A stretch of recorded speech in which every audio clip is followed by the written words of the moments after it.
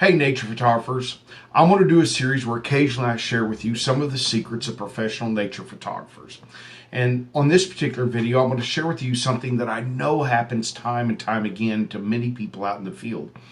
Maybe you're driving along a road, maybe you're on a boat, maybe you're hiking a trail, and suddenly a bird or some wildlife or a particularly beautiful but fleeting landscape scene pops up in front of you, and your settings are not accurate, they're not correct, and you miss the shot. Okay.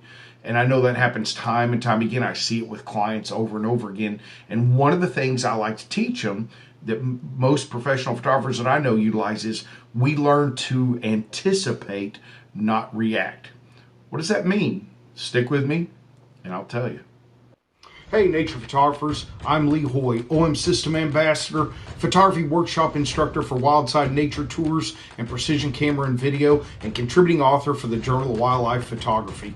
Here we go. So anticipation, not reaction, is the key to capturing many great nature images, whether it be wildlife, macro, landscape. And by anticipation, what I mean is having your exposure settings, your ISO, your aperture, and your shutter speed where they need to be for the image that you hope to capture. You know, here recently in Brazil, while going down a river in a little skiff, as the river curved and meandered back and forth, you know, the light would change. And on the left side of the boat, the light was not that great. The right side, it was really pretty. Okay, so I knew right off the bat I was going to anticipate images in the pretty light. I wasn't worried about something going on to the left. I was focused on the right. That meant I could set my exposure for the right. Now, I could anticipate birds up in the shade of the tree or mammals, or I could wait for them to come out into the beautiful light. So what I did is we were constantly going down the river. I was regularly adjusting my shutter speed to be prepared for what might occur in the light I wanted with the background I wanted. I'm not worried about photographing anywhere and everywhere.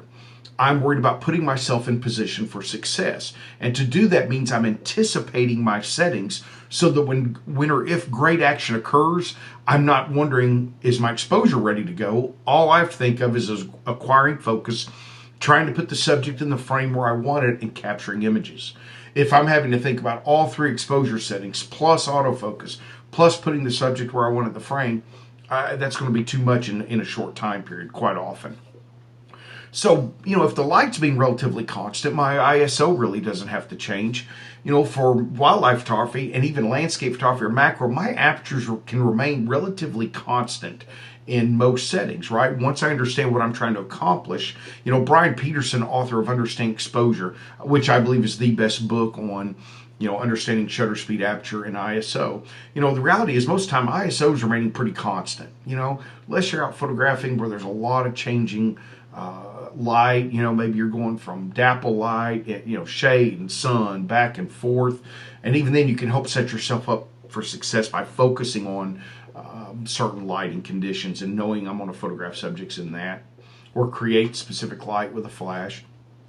You know, my aperture, if I'm doing wildlife photography, I'm generally shooting somewhere between wide open and f8, unless I'm super close to a large animal, or I'm trying to get more than one subject in my depth of field, right? So those two aren't having to change a lot. So really then it becomes about shutter speed. And then I'm pretty much trying to make sure it's fast enough to stop action or to be slow enough if I want to create some intentional blur, right? So by understanding that, I've already started setting myself up for success because I've anticipated my settings, okay?